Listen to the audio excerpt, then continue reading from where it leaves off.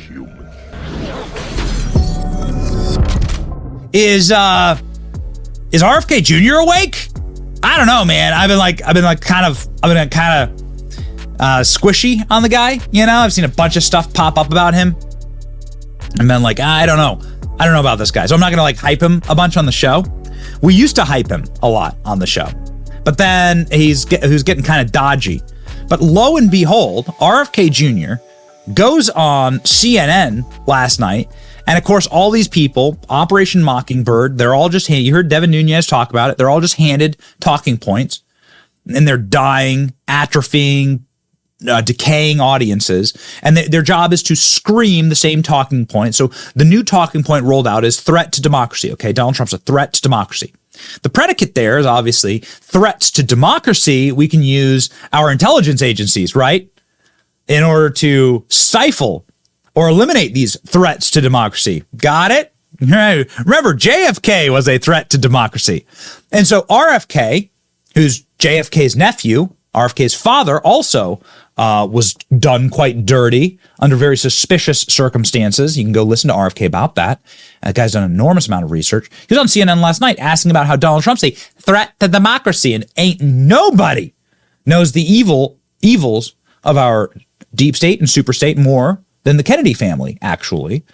And RFK, who is running for president as an independent, has a running mate and everything, said this about Donald Trump versus Joe Biden, and who's the real threat? Ooh, this is amazing.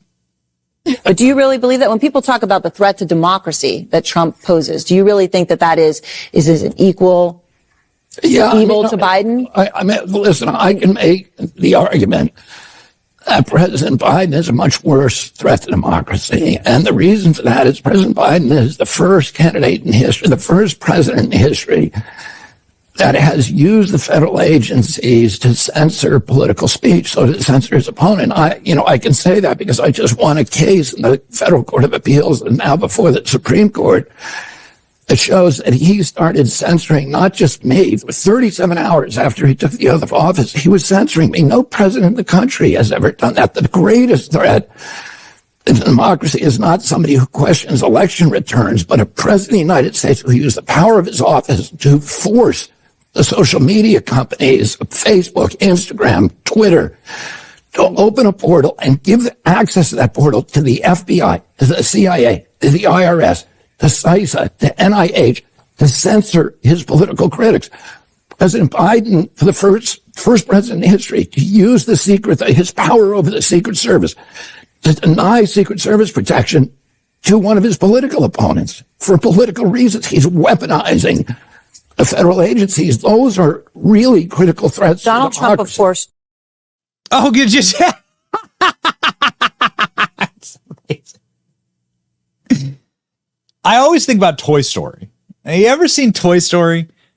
A lot of people seen Toy Story. You love Woody. You know, Woody is the cowboy, right? And it's this running gag during Toy Story where Woody gets his pull string caught on something, and there's a snake in my boot. Somebody's poisoned the water hole. And it is what I think about in moments like this. Because RFK just went on like an absolute Giga Chad breakdown of how Joe Biden is the actual fascist. Joe Biden's the actual threat to democracy. Joe Biden's the guy who is breaking every election law in order to make sure that hundreds of thousands, if not millions of ballots just come in at 3 a.m. Nobody knows where they're from. No signature verifications. Freshly printed ballots get shoved into machines, and only in swing states. Of course, we stop the voting. Joe Biden's the guy who's trying to put his political enemies in prison. We spent a whole show talking about that. Joe Biden's the guy who's trying to eliminate your free speech, who's opened up the border so that criminal enterprises, gangs, and who the hell knows who else can come into the country. Joe Biden's the guy who's trying to sell our natural resources. The communist Chinese. Is that a threat to democracy? Wouldn't a threat to democracy be bringing in 10 million new voters who aren't American citizens to hand them paper mail-in ballots that are unaccountable with no signature verifications, and then suing the states, trying to create rigid electoral systems to stop that fraud? The DOJ is suing Arizona right now We can pull it up. The DOJ is suing Arizona right now because they want signature verification and citizenship verification. I kid you not. Can we find this? My jaw dropped.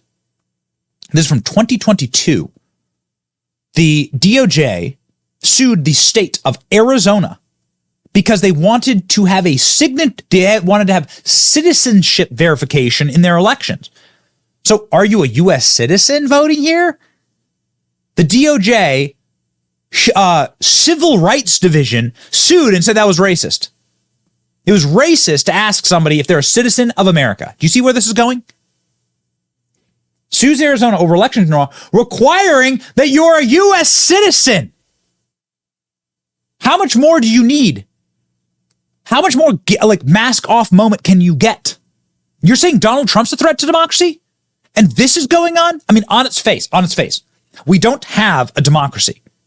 Okay, we have a constitutional republic, but not even that is operational when you don't have citizens voting. When you have no mechanism to tell if it's only Americans voting in your election. Well, then you just have a global election, right? Then it's actually the wet dream of the George Soroses and the Klaus Schwabs of the world, where the entire world gets to vote in America's elections. Citizenship be damned. What your great grandfathers, grandmothers, your ancestors did to build this country, all of them be damned. We're going to import people into this nation in order to fill red states, obviously, with people who are pledged entire fealty to the welfare state that we promised them until the checks run out. Of course, everything's great until there's no more money, right? Everything's great until the entire system collapses. Those people pledge fealty to the Democrat Party, and then we're able to flip states like Arizona, which was a consistently very, very red state, Barry Goldwater's from, best senator in American history. Florida, we now find out that Florida is the landing spot for all of Joe Biden's flights. At least 300,000 criminal aliens has been flown directly into Florida. How do you stop this? We are not a serious country. Biden's just straight up flying people in now. And it's happening to these red states on purpose. They trialed it in California.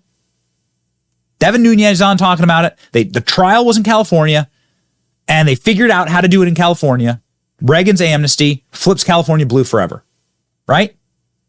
Traitorous action, truly a traitorous action. Elon Musk responding actually to our tweet about this, about RFK, talking about who the real threats to democracy are, saying Biden doesn't really know what's going on. It's the far left machine that is responsible. And we spent an entire show yesterday talking about this. How Biden is just a vessel. He's a man who doesn't believe anything. He doesn't believe in anything. He's a weak, cretinous man who has no actual convictions or morals, couldn't stop it. He's a perfect person for this moment. Because the leftist movement itself is a movement that has no morals, no truth. It is simply the blob. It's an amalgamation of whatever is trendy right now. That happens to be critical race theory, critical theory, Marxist theory. Everything's racist, everything's stolen land. Equity, right? Equal outcomes instead of equal opportunity. It's the remaking of America. Little did we know when Barack Obama said, we're going to transform America, what he meant. Would any of you take back your votes for Barack Obama if you knew? A lot of people voted for Barack Obama. If you knew what that actually meant, take all the glitz and glamour and all the sparkles out of it and just take it at its core. Are we living in a better America now? Are we living in an America that's better now, or was it better 20 years ago? Now people can't even agree on the American flag. You have the LSU team last night walking out on the American flag. Wild.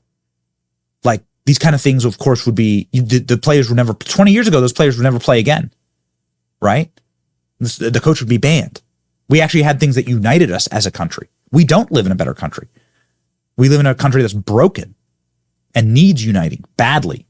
And Joe Biden is, of course, the man who broke it. Joe Biden's the man who made sure that there was going to be an empty vessel in the White House that was the repository for every repulsive and despicable leftist ideology, Marxist ideology, failed Marxist ideology that has bubbled up in academia, and now that like infuses Joe Biden. It's exactly what Joe Biden. I mean, yesterday Joe Biden didn't even know about his declarations, his own declarations, trans-day of visibility on Easter. Joe Biden didn't even know that happened. Joe Biden denied it even happened. So Elon Musk is so right here. We talked about it yesterday. We just nailed it, right? We nailed it yesterday. Joe Biden is simply a empty vessel, like low wavelength repository, barely warmed up, preheated repository of leftist bile and talking points. They're just using the man as a meat muppet to get their results. He's not in charge of anything. And RFK calling him out here is spectacular.